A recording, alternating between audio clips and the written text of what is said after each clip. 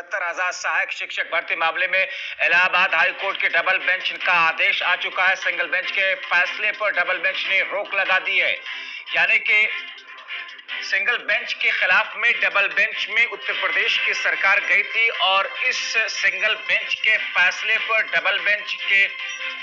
जो फैसला इस वक्त सामने आया उसमें अब उस स्टे को खत्म कर दिया गया है। तो उत्तर प्रदेश सरकार के लिए राहत की बात, यानी कि भर्ती प्रक्रिया अब शुरू हो जाएगी। जो रुकी हुई थी 3 तारीख को, दरअसल जिस वक्त काउंसलिंग चल रही थी उसी बीच में इलाहाबाद हाई कोर्ट की लखनऊ बेंच का यह फैसला आया था। एकल बेंच वो थी जिसका फैसला आया था और उसने स्टे कर दिया था आंसर की के मामले में। मगर अब जो फैसला आया अब से थोड़ी देर पहले डबल बेंच में सरकार गई, डबल बेंच ने उस फैसले को होल्ड कर दिया, यानी कि रद्द कर दिया है। डबल बेंच ने उस स्टे को खत्म कर दिया है। इस फैसले के आधार पर अब जो भर्ती की प्रक्रिया जो रुकी हुई थी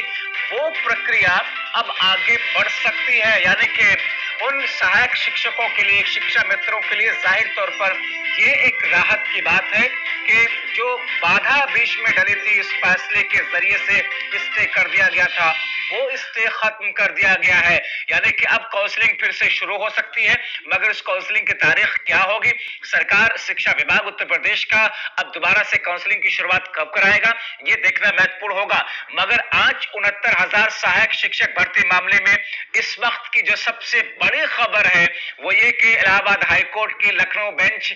डबल बेंच ने फैसला पलट दिया है सिंगल बेंच के फैसले के। हमारे साथ हमारे सहयोगी चंद्रमणि शुक्ला इस वक्त जुड़े हुए हैं।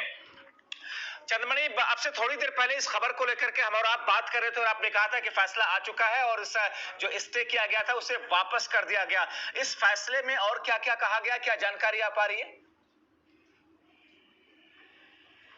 जी देखिए, जो सिंगल बेंच ने निर्णय दिया था कि जो आंसर की मामले को लेकर स्टे लगाया था वो डबल बेंच की तरफ से हटा दिया गया है। लेकिन एक बात जरूर कही गई है, जो 21 जून और 9 मई को जो सुप्रीम कोर्ट की तरफ से ऑर्डर आया है उसके अंतर्गत ही भर्ती होगी। यानी कि जो सुप्रीम कोर्ट ने कहा है कि 37,339 पद जो है जो शिक्षा मित्रों के लिए रिजर्व किए जाए वो रिजर्व किए जाएंगे। तो अब सरकार का रुख क्या होता है, हालांकि जो भर्ती प्रक्रिया पर है वो स्टे हट गया है। अब सरकार किस तरह से भर्ती करती है, क्या 37,000 पदों को होल्ड करके भर्ती करेगी या पूरी भर्ती करेगी, ये अब सरकार का रुख। चंद्रमणि, अब यहाँ पर 2 चीजें जी, हम इस आंसर की से जुड़े हुए मामले को लेकर के इस वक्त बात कर रहे हैं जिस पर फैसला आया है। यहाँ पर अब 2 चीजें, क्या अब इस डबल बेंच के फैसले को सुप्रीम कोर्ट में चुनौती दी जाएगी या फिर उस फैसले के खिलाफ में ये अभ्यर्थी खामोश रहेंगे? एक दूसरा ये कि अब सरकार काउंसलिंग के लिए नई तारीखों का ऐलान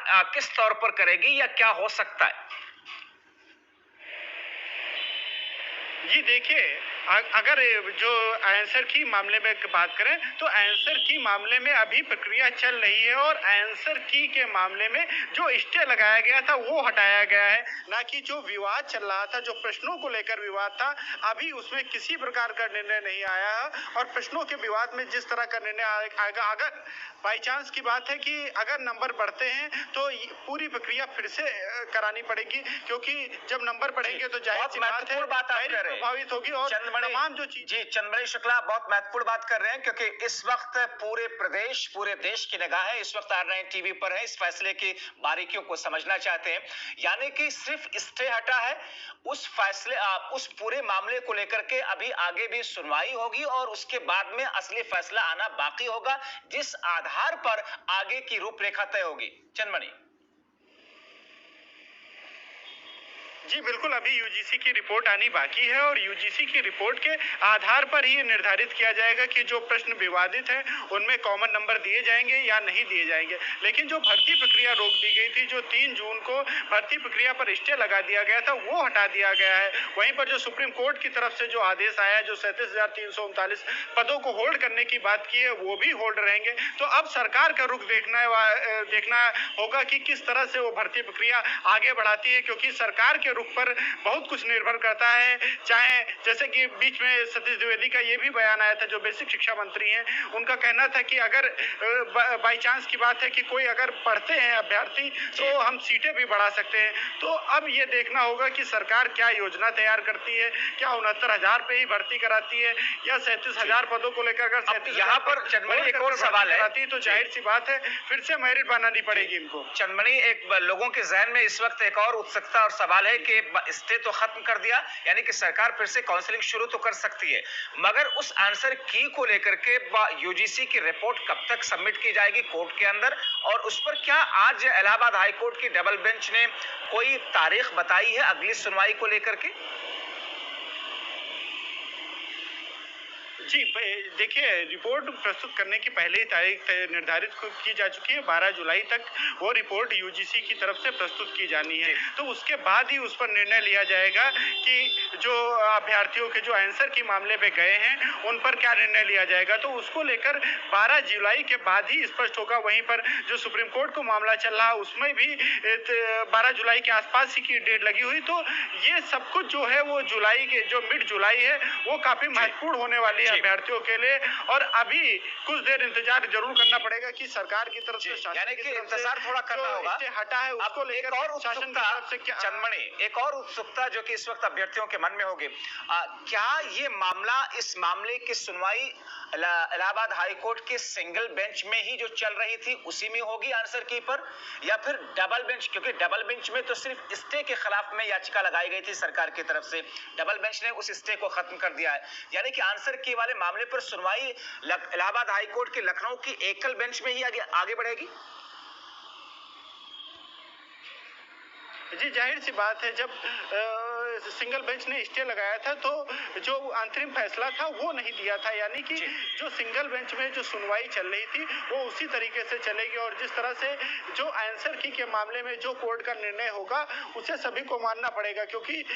तमाम प्रश्नों को लेकर विवाद है, और अगर कॉमन नंबर दिए जाते हैं तो जाहिर सी बात है पूरी मेरिट प्रभावित होगी। और बहुत से जो बॉर्डर के जैसे जो जिनके 90 या 97 जो कटाव निर्धारित किया गया था उसमें से किसी के 95 है, किसी के उससे कहे कि आधा नंबर कम है, तो अगर बाई चांस की बात है नंबर बढ़ते हैं तो जाहिर सी बात है कि सभी अभ्यर्थी जो फेल हैं वो पास होंगे, पास होने वाले अभ्यर्थियों की संख्या ज्यादा होगी, और जब अभ्यर्थियों की संख्या ज्यादा होगी तो मेरिट जाहिर सी बात है प्रभावित होगी। जी, अब यहाँ पर दो चीजें हैं कि 4 दिनों का वक्त रखा था उत्तर प्रदेश की सरकार ने काउंसलिंग के लिए, शिक्षा विभाग ने 3 तारीख से लेकर के 6 तारीख तक काउंसलिंग चलनी थी, और कुछ घंटे उस 3 तारीख को काउंसलिंग हुई थी। क्या कोई जानकारी आ सकी कि उस दिन कितने लोगों की काउंसलिंग हो चुकी थी, कितने लोगों की काउंसलिंग अभी बाकी है? इस तरह की किसी तरह की कोई जानकारी काउंसलिंग से जुड़ी हुई इस फैसले के बाद में? जी, देखिए, अगर हम काउंसलिंग के बारे में बात करें तो बहुत से जिलों में काउंसलिंग की शुरुआत भी नहीं हो पाई थी, और बहुत से जिलों में इस तरह से काउंसलिंग कराई गई कि कुछ अभ्यर्थियों के जो हैं वो डॉक्यूमेंट्स जमा कर दिए गए। बहुत से जिलों में इस तरह से कराई गई कि जो अभ्यर्थी पहुंचे थे उनके हस्ताक्षर ले लिए गए और आगे की कार्यप्रणाली नहीं की जा सकी। और सबसे अहम बात है, जो काउंसलिंग के बाद में जो शिक्षक भर्ती में जो घोटाले की, जो भ्रष्टाचार की खबरें आई हैं उससे तमाम विवाद हैं, क्योंकि कुछ अभ्यर्थी जो इस भ्रष्टाचार के तहत पहले जो हाई मेरिट में थे उनको जाहिर सी बात है कि अब जब ये तमाम खुलासे हो रहे हैं तो उसके बाद में उनको उन अभ्यर्थियों को जिनसे पुलिस पूछताछ कर रही है, जिनके 143 142 नंबर हैं, जाहिर सी बात है उन्हें उस मेरिट लिस्ट से जरूर बाहर किया जाएगा, जिससे योग्य अभ्यर्थियों को नंबर उनका मौका मिल सके। वहीं पर ऐसी भी बातें सामने आ रही जिनके 126 से ऊपर नंबर हैं उनकी भी कुछ ना कुछ जांच जरूर की जाएगी, जिससे ये स्पष्ट किया जा सके कि कहीं कुछ धांधली तो नहीं हुई। तो अब सरकार के पास बहुत बड़ी चुनौती है कि क्या जो भ्रष्टाचार है, और आगे के वक्त में इस तस्वीर को साफ होना बहुत कुछ अभी बाकी है। बहुत शुक्रिया चंदमणि शुक्ला इन